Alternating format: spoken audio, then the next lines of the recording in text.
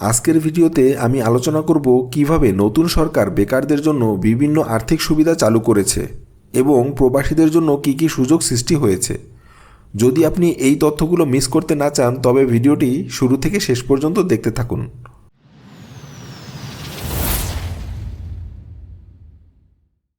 প্রথমেই বেকারদের কথা বলি। নতুন সরকারের প্রথম অগ্রাধিকার হলো বেকারত্বের হার কমানো। এজন্য সরকার চালু করেছে কিছু বিশেষ আর্থিক সুবিধা, যেমন স্বল্প সুদের ঋণ সুবিধা।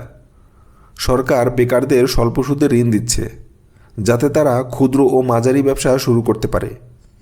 এর পাশাপাশি স্টার্টআপ ফান্ড, যারা নতুন ব্যবসা শুরু করতে চান তাদের জন্য বিশেষ স্টার্টআপ ফান্ড চালু করা হয়েছে, যেখানে উদ্যোক্তারা বিনা সুদে ঋণ পাবে।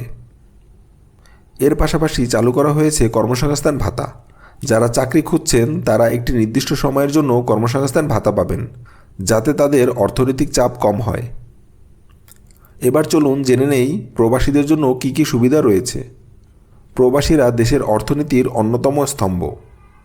নতুন সরকার তাদের জন্য নতুন কিছু উদ্যোগ গ্রহণ করেছে, যেমন রেমিটেন্স কার্ড। যারা বিদেশ থেকে টাকা পাঠাচ্ছেন তাদের জন্য চালু করা হয়েছে রেমিটেন্স কার্ড, যা দিয়ে তারা নানা ধরনের সুবিধা পাবে, যেমন কর ছাড়, বিমানের টিকিটের ছাড় এবং বিশেষ ব্যাংকিং সুবিধা।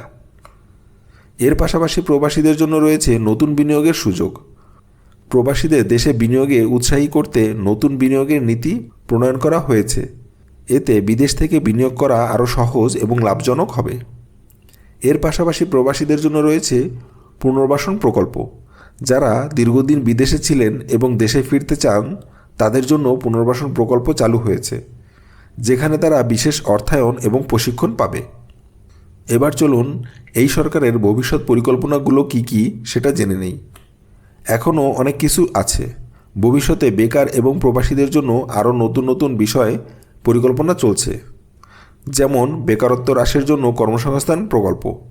বড় বড় প্রকল্পের হাজারো বেকারদের কর্মসংস্থানের সুযোগ তৈরি হবে। প্রবাসীদের জন্য বিশেষ বিনিয়োগ কর্পোরেশন। প্রবাসীদের বিনিয়োগকে সহজ করতে নতুন কর্পোরেশন প্রতিষ্ঠার পরিকল্পনা আছে। দেশের অর্থনীতি এগিয়ে নিয়ে যাওয়ার জন্য সবাইকে একসাথে কাজ করতে হবে। এই সকল সুযোগগুলো সম্পর্কে আপনার মতামত কী? আপনি যদি বেকার বা প্রবাসী হন তবে এই সুবিধাগুলো আপনাকে কেমন সাহায্য করবে তা জানাতে ভুলবেন না। আজকের ভিডিও এখানেই শেষ করছি। যদি ভালো লাগে তবে একটি লাইক দিবেন, শেয়ার করবেন এবং সাবস্ক্রাইব করতে ভুলবেন না। সো আজ আমি যাচ্ছি, দেখা হবে নতুন কোনো ভিডিওতে।